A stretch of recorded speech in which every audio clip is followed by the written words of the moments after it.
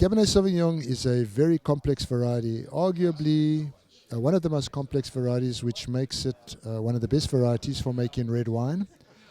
So what you look for, and it's also very tannic, it's got great levels of natural tannin, natural acidity.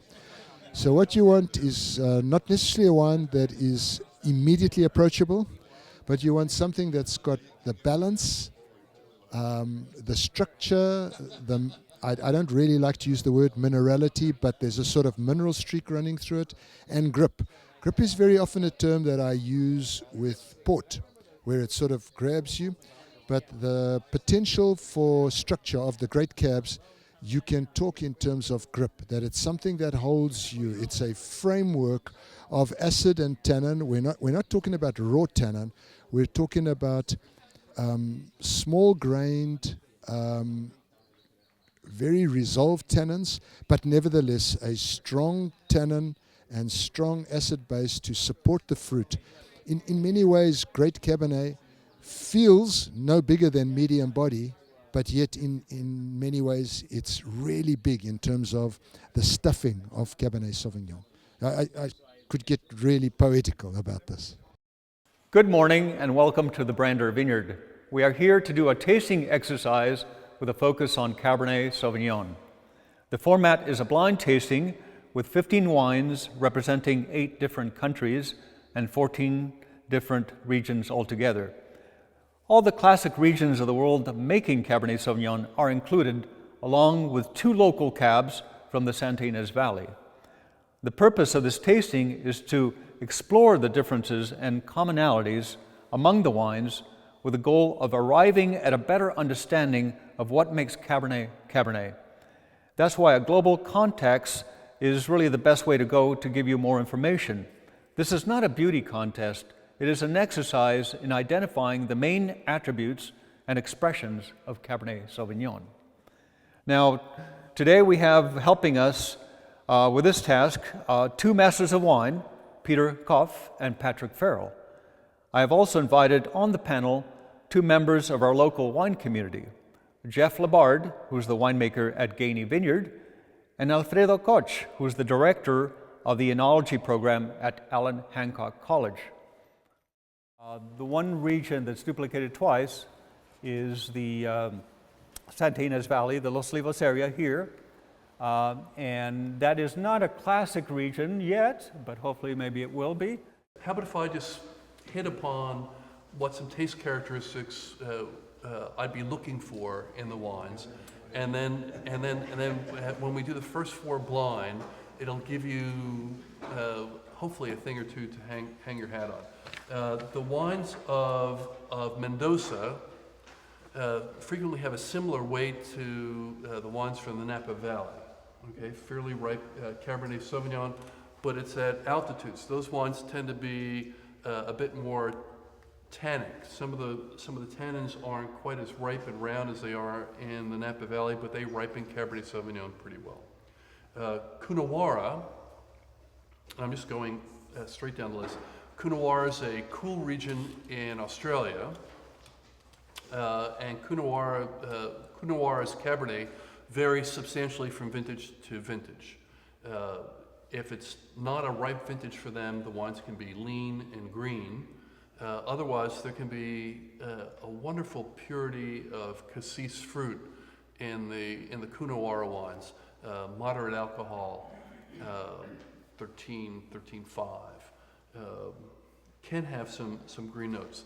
The Margaret River in Australia is a bit warmer, though not too warm, so it gets riper. There's a fuller mid palate. Those wines frequently have some tobacco or cigar box on them. Frequently are a very similar weight to wines from Bordeaux.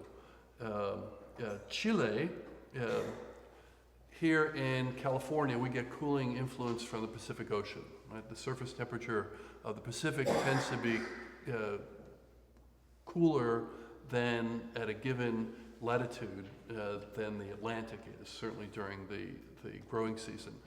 So in Chile, it's the same thing.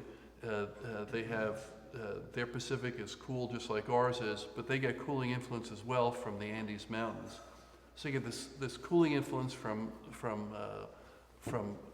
the ocean and the mountains, and because of that, the wines can paradoxically both be ripe and unripe at the same time. Ripe in that they have nice cassis fruit, ripe in that they have 13.5%, 14% alcohol, but unripe in that there can be a green leafy characteristic. Peter was the one who coined it to me.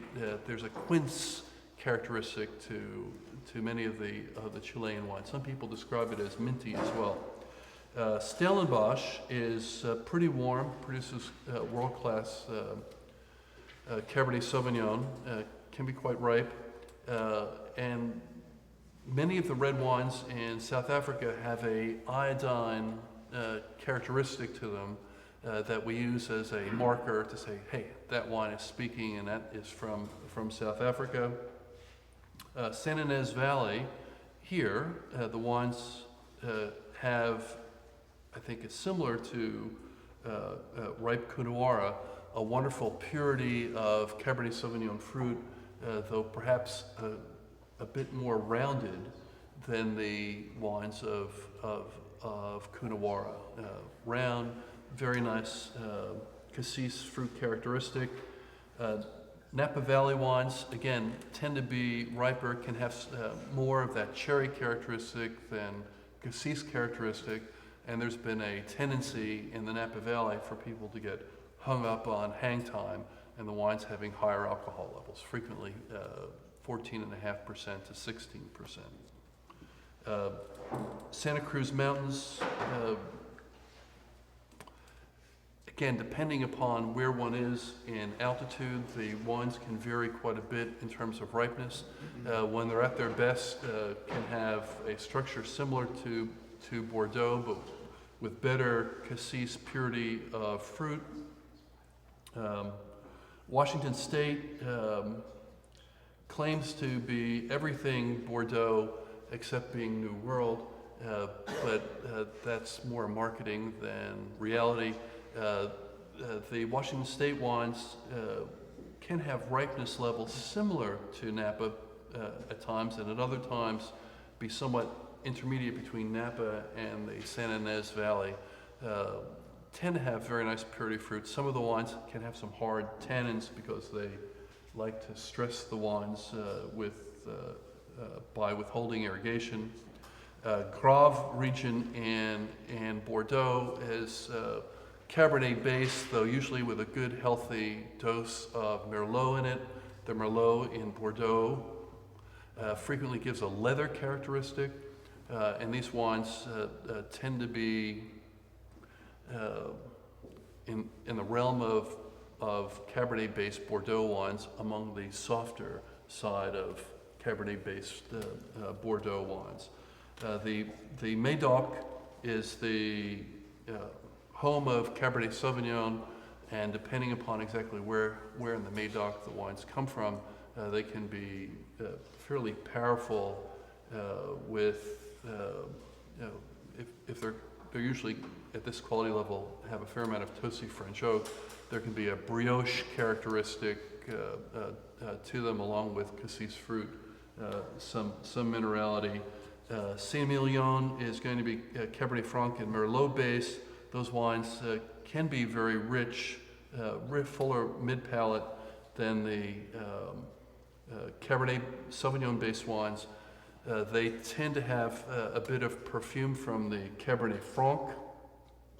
Italy can be, and Tuscany can be very similar to the Napa Valley, perhaps a bit more restrained, but can have a similar flavor profile. And the Peñedes, again, a tad riper than Italy, though a lot of variation. I think the greenness on Cabernet has to be looked at two ways. Is it green, which is a varietal characteristic, slightly green? Or is it green because you haven't farmed it correctly, or you have picked it unripe, or you didn't expose the bunches enough? I think there's one part of the green which says, I know that's a friend, and there's another green which says they did something wrong here. Mm-hmm.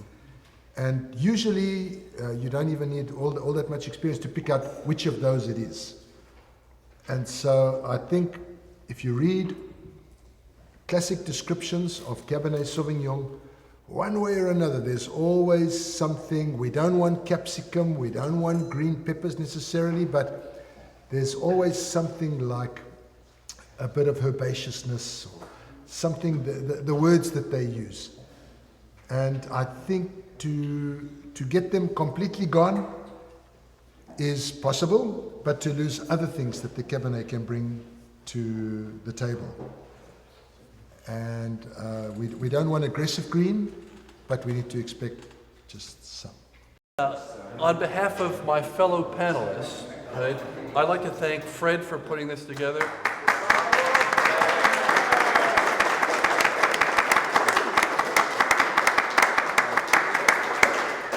Well, thank you, Pat. Thank you, Peter, and thank you, you guys. All of, I mean, this has been a good. I've been thinking about doing this for a while, so it's good. But we got some more stuff. I got a couple of magnums. I actually got a magnum of 73 My Comets. I've been chomping at the bits to open up. I don't know if it's any good, but it's not going to get any better. So we're going to open it up among some other stuff.